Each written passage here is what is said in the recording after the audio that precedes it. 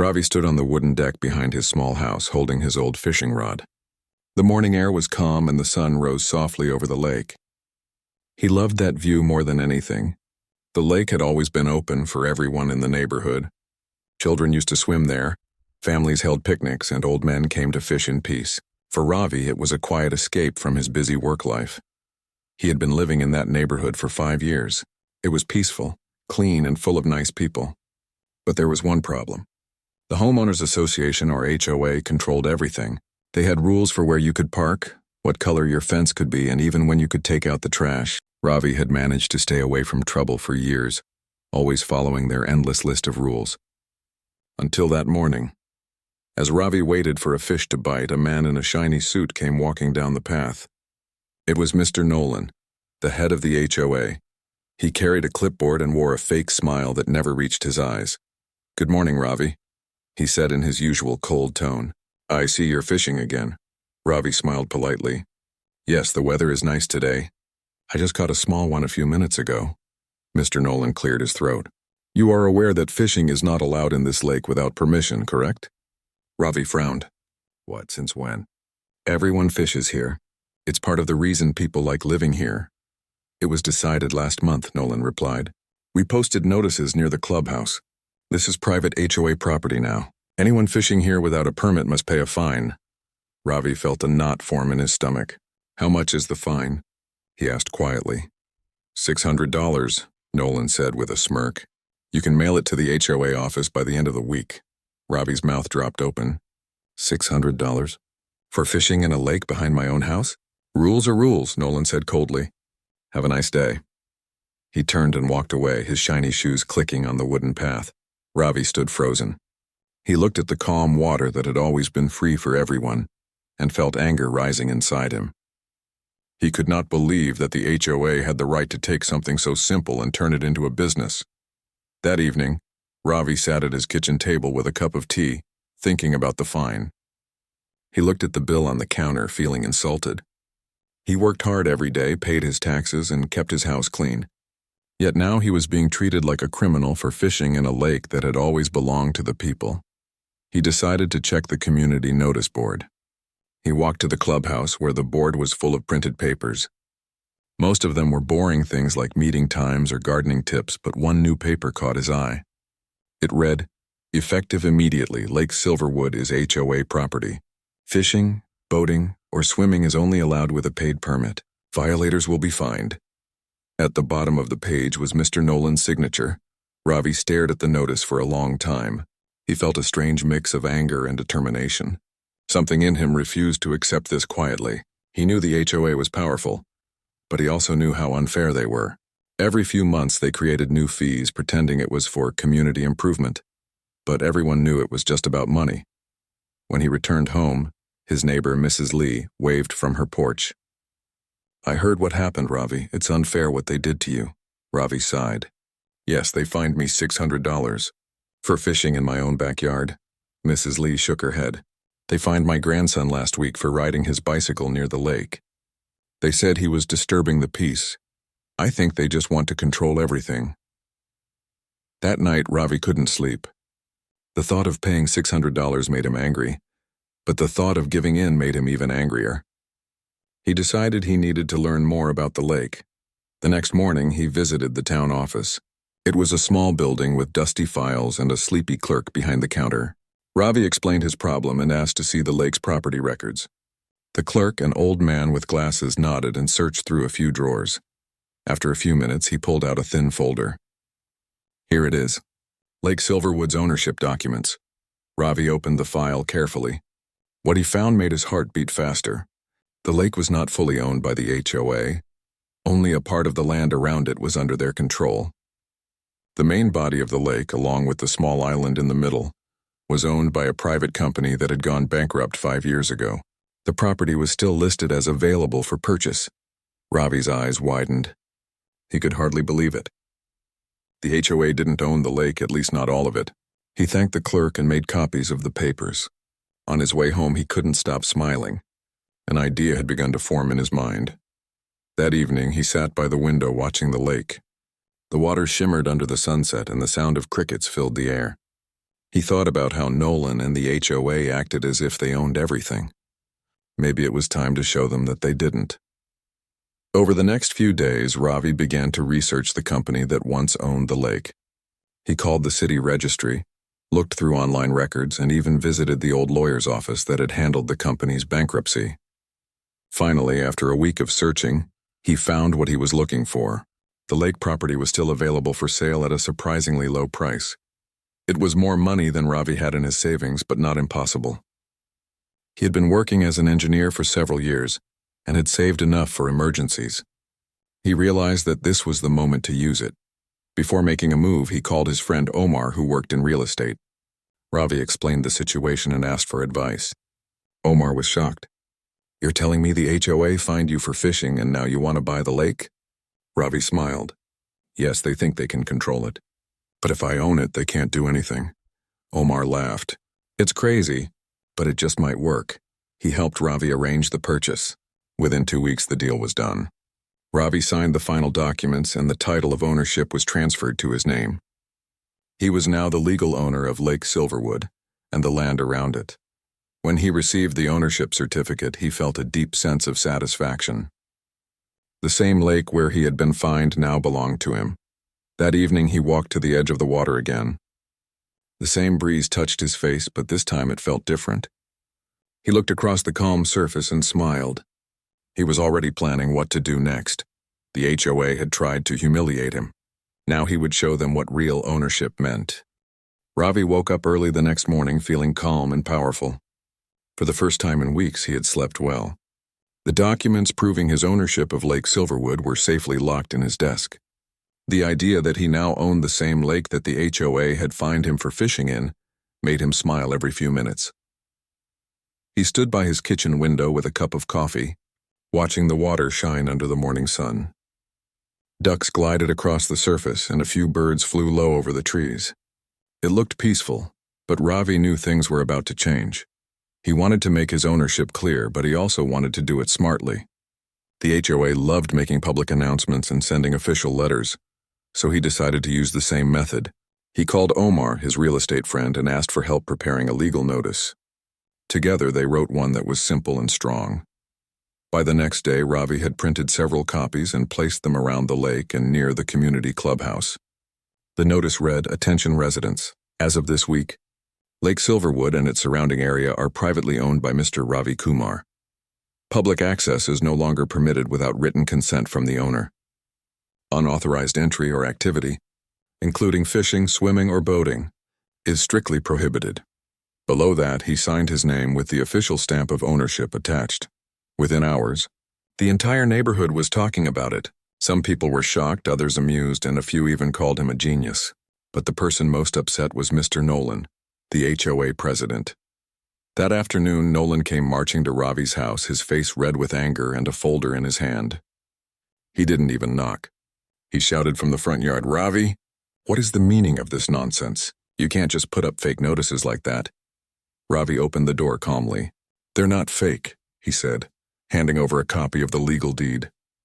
"I own the lake now. You fined me for fishing there, so I decided to make sure no one ever does again, without my permission." Nolan stared at the papers, his hands trembling. "This is absurd. You can't buy community property."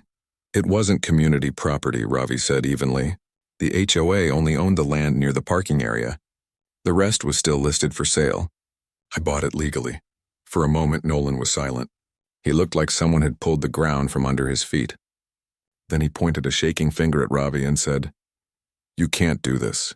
The HOA will not allow it." Ravi smiled. "The HOA doesn't have authority over private property. You taught me that when you fined me. Remember?" Nolan's jaw tightened. He turned around and stormed off, muttering something under his breath. Ravi closed the door behind him and laughed quietly.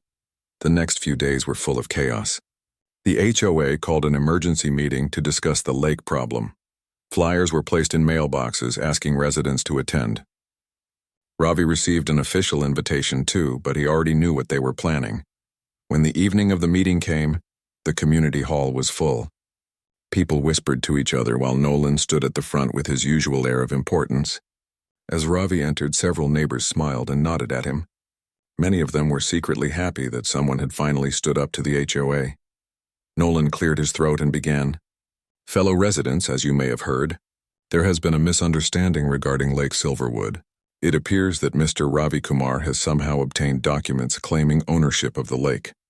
I assure you this matter is being reviewed by our legal team. Ravi raised his hand. It's not a misunderstanding, Mr. Nolan. I bought the lake fair and square. The ownership record is available in the town office. Some people clapped quietly while others looked shocked. Nolan's face turned red again. You can't simply take something that belongs to the community, Ravi replied calmly. You took the right to fish away from the community. I only followed your example. That made several people chuckle. Even Nolan's assistant tried to hide a smile. Nolan continued, Be that as it may, the HOA will challenge this in court if needed. Ravi folded his arms. You're welcome to try, but I already checked with the city office. Everything was done legally. You fined me for fishing, so I'm just protecting my property now. After a few more minutes of angry discussion, the meeting ended. Most residents left shaking their heads or laughing quietly. Nolan looked furious but helpless. Over the next week, new signs went up around the lake. Reading, private property, no trespassing without owner permission. Ravi installed small cameras to monitor the area and placed a chain at the old wooden dock. At first, a few people ignored the signs and came to fish, thinking it was just a joke. But after Ravi politely asked them to leave and explained the situation, they respected his ownership. In truth, most neighbors admired his bold move. One day, while Ravi was inspecting the lakeside area, a group of children came to him. They looked sad. The oldest one, a boy named Amir, said, Sir, we used to play here every summer. Are we not allowed anymore? Ravi looked at their faces and smiled kindly. I'm not stopping you, kids. You can play here if you promise to keep it clean. But I can't let everyone come without permission. The HOA used to control it for money. I just want to protect it from them. The children nodded happily and thanked him. As they ran off to play, Ravi felt good inside. He didn't want to be cruel. He only wanted fairness. A few days later, Omar visited with some exciting news. Your story is spreading, my friend. People love it. They say you're the man who beat the HOA at their own game. Ravi laughed. I didn't plan it for fame. I just wanted my peace, Omar grinned. Still, it's impressive. You should think about what to do next. That lake has potential.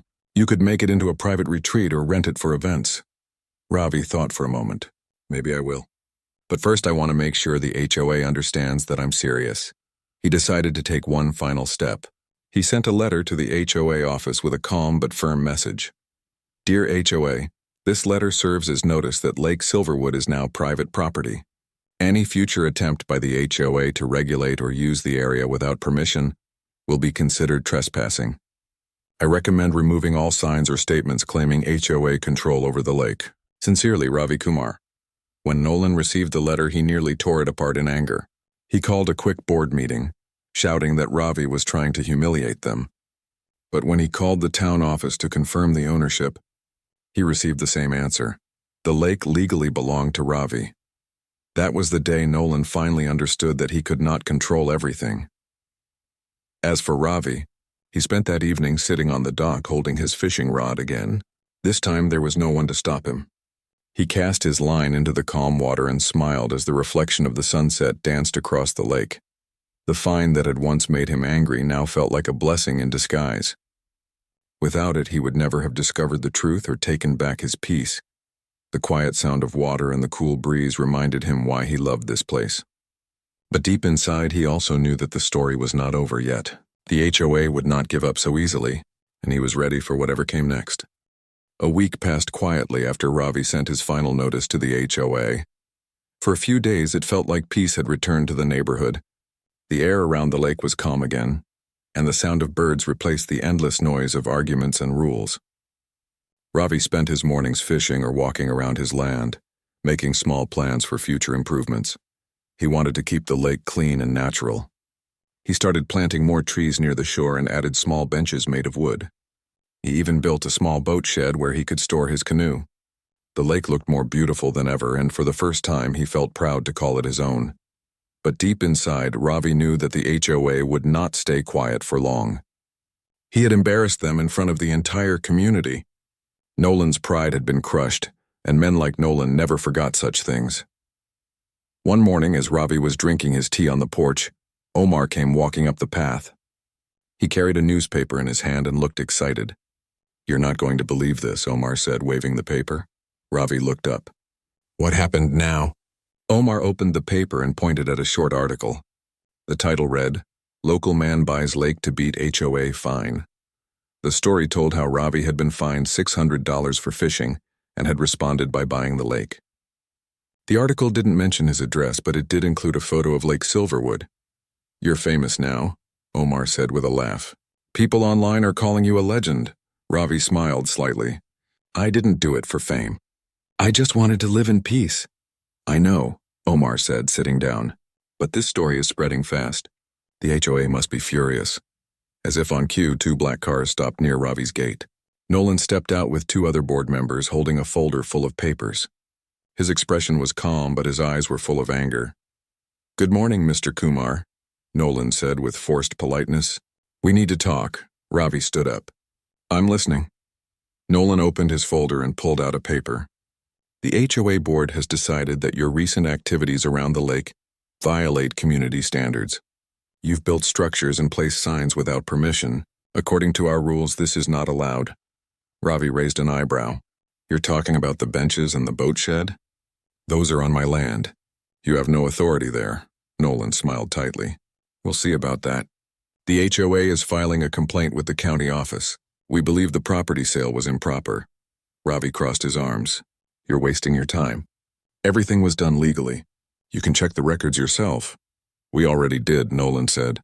"But our lawyers think there might have been an error in the boundary map. The HOA might still have rights to part of the lakefront." Ravi could tell Nolan was bluffing, but he also knew that dealing with legal issues could take time. "Do whatever you want," he said calmly. "But remember, I'm not backing down." Nolan gave him a cold stare before turning around. "You'll regret this, Kumar," he said as he walked away. After they left, Omar sighed. "They're trying to scare you. But don't worry, I can help you talk to a good lawyer." Ravi nodded. "Let them try. I'm not afraid of their tricks anymore." That evening, he called the same lawyer who had handled the property purchase and explained the situation. The lawyer laughed softly. "They can't touch you. The deed is clear. The HOA can complain all they want, but they have no legal claim." Still, Ravi wanted to be careful. He asked the lawyer to review everything once more, just to be sure. The next day, the lawyer confirmed that all documents were valid. That gave Ravi confidence again. Meanwhile, Nolan was not done. He started spreading rumors around the neighborhood. He told people that Ravi's ownership would bring trouble, that the lake would become restricted, and that property values would drop. He hoped to turn everyone against Ravi, but things didn't go as Nolan planned. Many neighbors respected what Ravi had done. They were tired of the HOA's endless rules and unfair fines. Some even started visiting Ravi's house, thanking him for standing up to them. One evening, Mrs. Lee came by with a box of homemade snacks. "You gave us all hope," she said kindly. "The HOA has been taking money from us for years.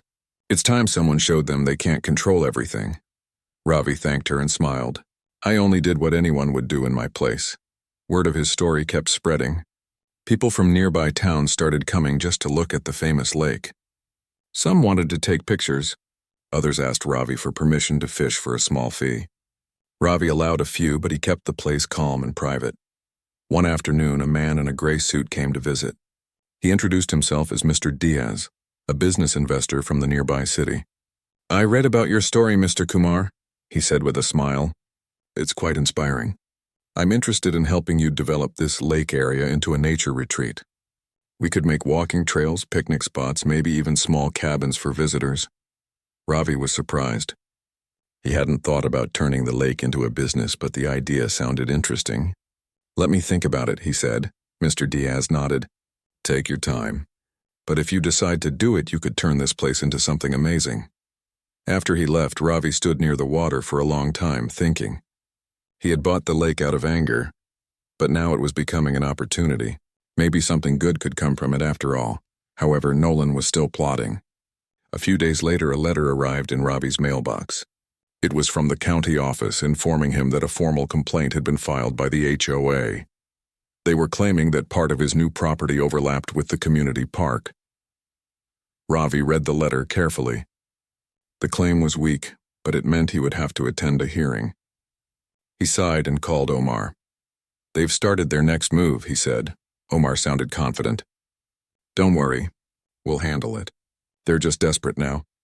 At the hearing, Nolan and 2 HOA members showed up holding maps and documents. Ravi brought his lawyer and the official deed. The county officer listened patiently as both sides presented their cases. After reviewing the papers, the officer said firmly, "The ownership of Lake Silverwood belongs to Mr. Kumar. The HOA's claim has no legal standing." Ravi could almost see the anger on Nolan's face as the words were spoken. Nolan tried to argue, but the officer cut him off. "This matter is closed. Any further interference from the HOA will be considered harassment." As they left the office, Nolan walked past Ravi without saying a word. Ravi felt a wave of victory and relief. Omar clapped him on the shoulder. "You did it, my friend. You won." That evening, Ravi sat at the edge of the lake again. The sunset painted the sky in shades of gold and red. The water shimmered like glass and the air smelled of pine and earth. He thought about how much had changed in just a few weeks. The fine that once felt unfair had led to something far greater. He had stood up against a system that bullied people, and he had won. But Ravi knew the story was not over yet. He could see new possibilities ahead. Maybe he could build something beautiful here, something that brought peace and joy to others without rules or greed. He smiled as he reeled in his fishing line and whispered to himself, "This lake started as a fight. Now it's a dream." Ravi's victory at the county hearing spread quickly through the community. People were talking about it everywhere, in the streets, in the grocery store, and even at the local cafe. Everyone admired how he had faced the HOA without fear. Many said he had done what others had always wanted to do but never dared. For the first time in years, the residents felt free to speak against the HOA. Some even started questioning other rules, like the monthly maintenance fees and the strange fines for small mistakes. Nolan, the HOA president, could sense his control slipping away. His proud voice no longer carried the same power. Meanwhile, Ravi had begun to see the lake as more than just a victory. He wanted to turn it into a peaceful retreat, a place where people could relax and forget about rules. He spent long hours cleaning the shore, trimming weeds, and planting flowers along the path. One evening, Omar visited again. "The place looks beautiful, my friend," he said, looking around. "It's hard to believe this used to be under HOA control." Ravi smiled. "I want to keep it simple. A quiet spot for people who respect nature.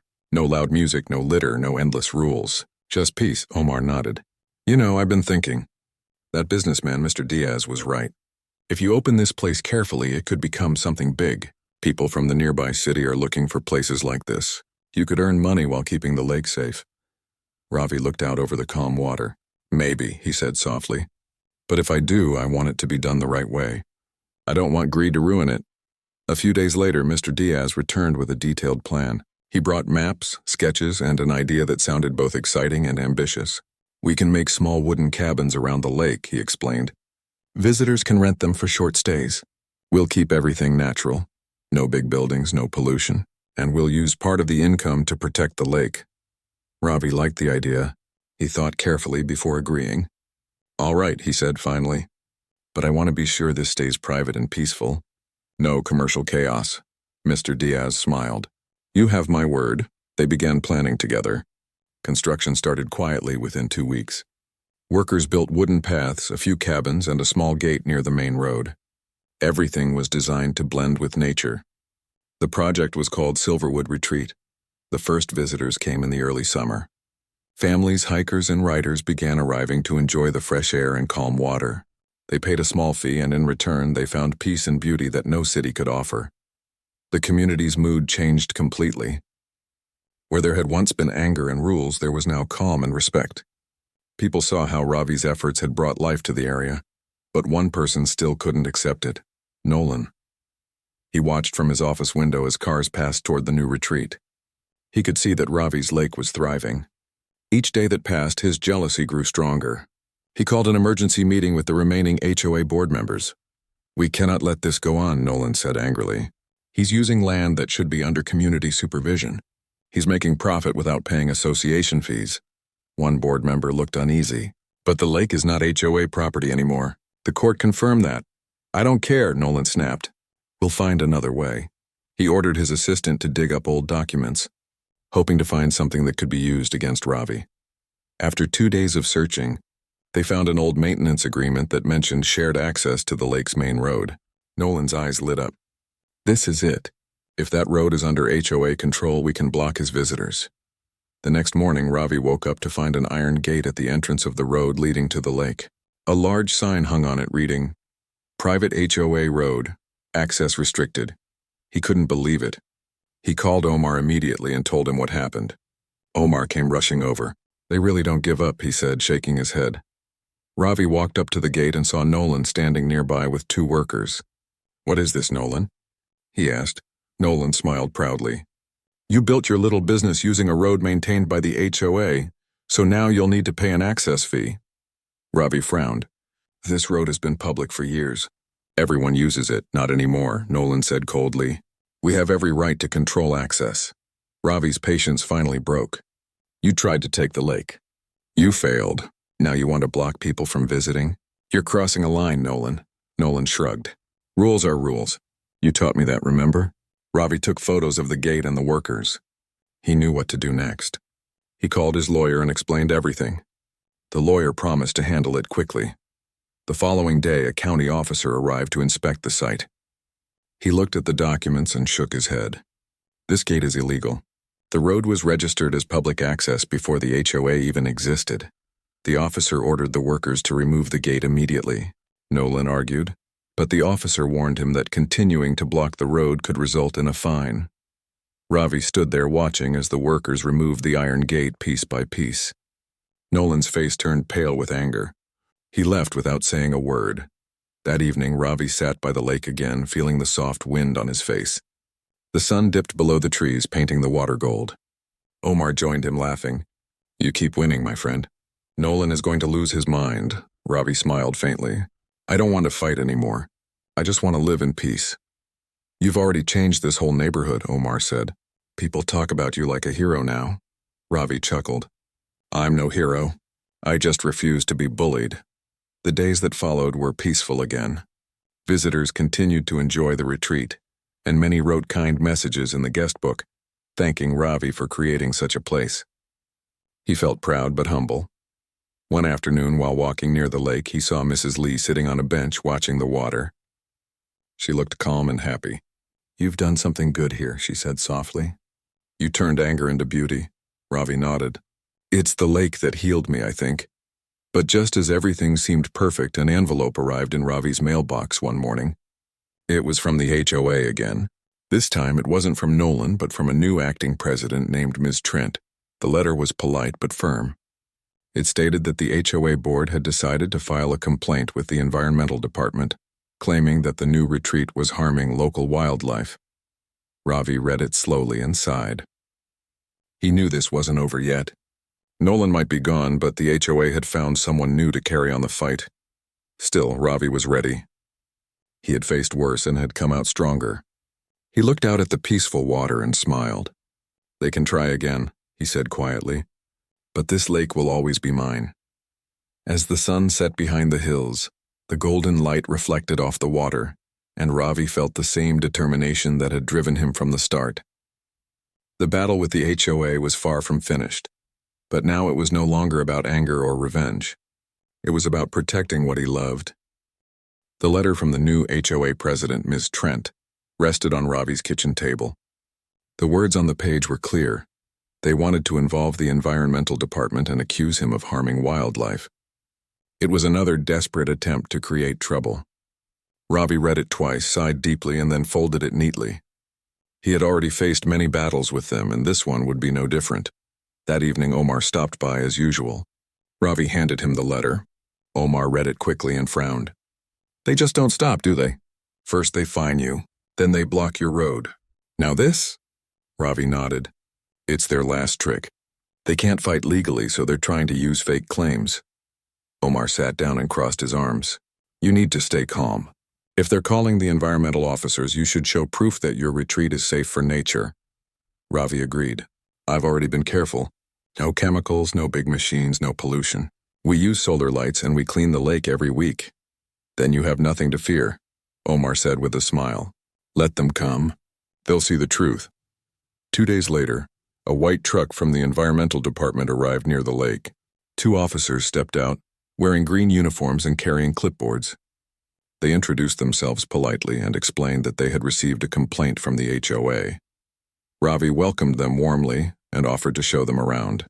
He took them on a full tour of the area, the wooden cabins, the benches and the boat shed. They examined the water and checked the plants around the shore. One of the officers took notes while the other tested the water sample. After an hour of inspection, they both smiled. Mr. Kumar, this place is cleaner than most public parks we've seen, one of them said. Whoever made this complaint clearly doesn't understand the meaning of pollution. Ravi thanked them. I only wanted to protect this place, not harm it. They nodded and packed up their things. We'll file our report today. You have nothing to worry about. As they drove away, Ravi felt relief wash over him. He knew that once again, truth had won over lies. Later that evening, Omar arrived with a grin. I heard the officers already sent the report to the county. They said your lake is a model example of eco-care. The HOA is going to be embarrassed again. Ravi chuckled. I didn't want to embarrass anyone. I just wanted peace. But peace was not what the HOA wanted. The next day, during their community meeting, Ms. Trent tried to defend the complaint. We were only doing our duty to protect the environment, she said, trying to sound calm. But the residents had grown tired of their endless interference. One man stood up. You're not protecting anything. You're just angry because you lost control. Mr. Kumar has done more for this community than the HOA ever has. Others nodded in agreement. Mrs. Lee added, he turned that lake into something beautiful. You people only create problems. The room fell silent. Ms. Trent looked uncomfortable. The residents' trust in the HOA was fading fast. Over the next few weeks, several members resigned from the HOA board. They didn't want to be part of the constant fighting anymore. Without enough members, the HOA's power began to crumble. Nolan, who had been watching quietly from the background, realized his influence was gone. One morning, Ravi received an envelope with no sender name. Inside it was a short note written in neat handwriting. You have won. The HOA board is dissolving. The residents have voted to end the association. Perhaps it's for the best. And Ravi read the note twice. He didn't know how to feel. He wasn't happy that others had lost, but he was glad the neighborhood could finally breathe freely. That evening, as the sun set over the lake, he stood on the dock with a calm heart. The water glowed orange under the fading light. The air was quiet, filled only with the sound of crickets and the soft movement of the waves. Omar joined him with 2 cups of tea. So it's over, he said. Yes, Ravi replied with a small smile. No more letters, no more threats, no more meetings. Omar looked around the peaceful lake. You did something big, Ravi. You showed everyone that one person can make a difference. Ravi shook his head gently. I just didn't want to live under unfair rules. I wanted people to remember that kindness and respect matter more than control. A few weeks later, the community gathered near the lake for a celebration. It wasn't an official event, just neighbors coming together to enjoy the place that had brought them peace again. Children played by the water, families shared food, and people laughed freely. Mrs. Lee stood beside Ravi and said, You see, this is what it was always meant to be. A place for everyone to enjoy, not something controlled by money or power. Ravi smiled warmly. Yes, the lake is alive again. As the evening continued, people lit lanterns that floated on the water. The glowing lights drifted across the surface, making the whole lake sparkle like a field of stars. Ravi watched in silence, feeling grateful. After everyone left, he sat alone by the water, thinking about how everything had begun. A simple fine for fishing had turned into a long journey, one that had tested his patience, courage, and willpower. He remembered the day he had been fined $600. Back then it had felt unfair and painful, but now he understood that it had been the start of something greater. Sometimes what feels like punishment can lead to freedom. The next morning, Ravi began a new routine. Every Sunday, he invited children from the local school to visit the lake and learn about nature. He taught them how to fish responsibly, how to protect wildlife, and how to keep the water clean. The children loved it. They called him Uncle Ravi, and every visit ended with laughter and stories. News of his nature program spread quickly. Soon, nearby schools and families wanted to join. The county even gave him a small award for environmental contribution. Ravi didn't care much for awards, but it made him happy to see the lake becoming a symbol of good change. People no longer feared rules. They respected nature instead. Months passed peacefully. Silverwood Retreat became a small success, not just for visitors but for the whole community. Local businesses benefited from the guests, and the area became known for its calm beauty. One afternoon, Omar brought an old photo. It showed Ravi fishing at the lake years ago, before everything started. Omar laughed. This is where it all began. Ravi took the photo and smiled. Yes, one fishing rod and one unfair fine. Who would have thought it would end like this? Omar raised his cup of tea. To the man who bought the lake and taught everyone what real ownership means. Ravi clinked his cup gently. To peace and freedom. That night, as the stars filled the sky, Ravi sat quietly by the water. The gentle ripples reflected the moonlight. He thought about how far he had come, from being a quiet man who followed every rule to someone who stood up for himself and changed an entire neighborhood. He had learned that true ownership wasn't just about land or money. It was about standing for what was right and using power with kindness. The lake had once been a place of rules and punishment. Now it was a place of peace, laughter, and life. And every time Ravi cast his fishing line into the calm water, he remembered that small moments can lead to big changes when courage stands against control.